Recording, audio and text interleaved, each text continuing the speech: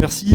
Comme chaque année, à travers cette délibération, nous sommes amenés à prendre connaissance des différents rapports d'activité de l'année écoulée des délégataires et celle liée à la gestion du golf à la société Blue Green, comme souvent, a particulièrement retenu notre attention.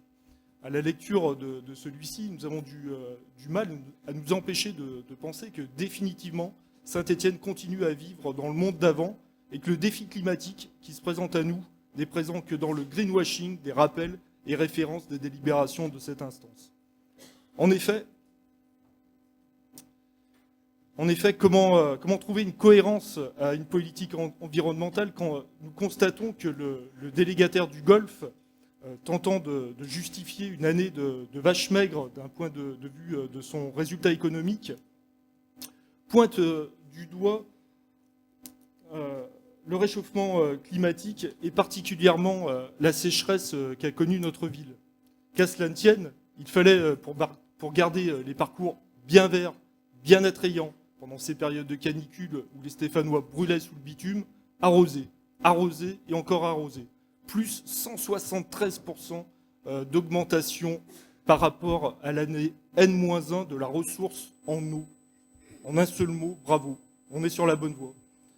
Ce chiffre, qui devrait toutes et tous nous interpeller et nous faire réagir, se doit d'être mis en rapport avec l'augmentation significative des tarifs Green Fees, à savoir les tarifs d'accès à l'unité pour les non-abonnés, qui ont bondi de 19% en moyenne entre 2021 et 2022 pour s'inscrire à hauteur de 59 € par personne pour le 18 trous en haute saison et à 46 € pour le 9 trous.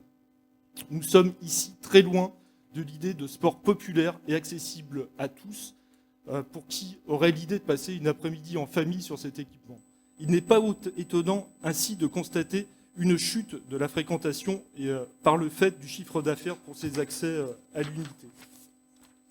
Par ailleurs, si le nombre d'abonnés est en légère hausse pour s'établir à 518, la provenance de ceux-ci nous laisse, dont moins de la moitié, 48% précisément, soit 248, sont stéphanois et nous laissent dubitatifs.